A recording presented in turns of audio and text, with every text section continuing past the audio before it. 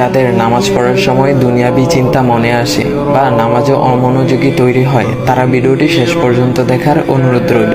হযরত আলী রাদিয়াল্লাহু তাআলা আনহুর কাছে একজন ব্যক্তি এসেছে। তখন লোকটা বলল, হুজুর, আমার নামাজে মন বসে না। নামাজে দাঁড়ালে আমার দুনিয়াবি নানা চিন্তা আসে। হুজুর, আমার এই নামাজ কি আল্লাহ তাআলা কবুল করবেন? তখন হযরত আলী রাদিয়াল্লাহু তাআলা আনহা বলেছেন, না, তোমার নামাজ কবুল হবে না।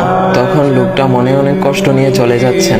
এমন সময় রাসূল সাল্লাল্লাহু আলাইহি ওয়াসাল্লাম এসে হযরত আলী রাদিয়াল্লাহু তাআলা আনহুকে জিজ্ঞাসা করলেন, ইয়া আলী, আপনার কাছে লোকটা কেন এসেছিল? এসে দেখি মন খারাপ করে চলে গেল। কেন, কি হয়েছে আমাকে বলুন। তখন আলী রাদিয়াল্লাহু তাআলা আনহু বলেন, তিনি আমার কাছে জানতে এসেছেন যে নামাজে দুনিয়াবি চিন্তা আসলে নামাজ হবে কিনা। আমি বলেছি, না, তোমার নামাজ কবুল হবে না। রাসূল সাল্লাল্লাহু আলাইহি ওয়াসাল্লাম তখন বলেন, ইয়া আলী, আপনাকে আমি একটা চাদর উপহার দিতে চাই, তবে একটা শর্ত আছে। আলী রাদিয়াল্লাহু তাআলা আনহু খুশি হয়ে বলেন, ইয়া রাসূলুল্লাহ, কি শর্ত তা বলুন, আমি আপনার সকল শর্ত মেনে নিব। বুঝতেই তো পারছেন রাসূল সাল্লাল্লাহু আলাইহি ওয়াসাল্লামের চাদর বলে কথা। তখন রাসূল সাল্লাল্লাহু আলাইহি ওয়াসাল্লাম বললেন, ইয়া আলী, আপনি যদি এই মুহূর্তে 2 রাকাত নামাজ একনিষ্ঠভাবে পড়তে পারেন দুনিয়াবি সকল চিন্তা দূর করে, তাহলে আমি আপনাকে সেই চাদরটি উপহার দেব। আলী রাদিয়াল্লাহু তাআলা আনহু বলেন, এটা তো সাধারণ ব্যাপার। আলী রাদিয়াল্লাহু তাআলা আনহু তখন নামাজে দাঁড়িয়ে গেলেন আর তিনি নামাজ পড়তে শুরু করলেন। এমন সময় তার মনের মধ্যে শুধু ভাবনা চিন্তা আসতে শুরু করলো, আচ্ছা, আমাকে যে রাসূল সাল্লাল্লাহু আলাইহি ওয়াসাল্লাম যে চাদরটা দিবেন, সেটা কি ফাতিমার চাদর নাকি রাসূল সাল্লাল্লাহু আলাইহি ওয়াসাল্লামের? আচ্ছা, চাদরখানা দেখতে কেমন হবে?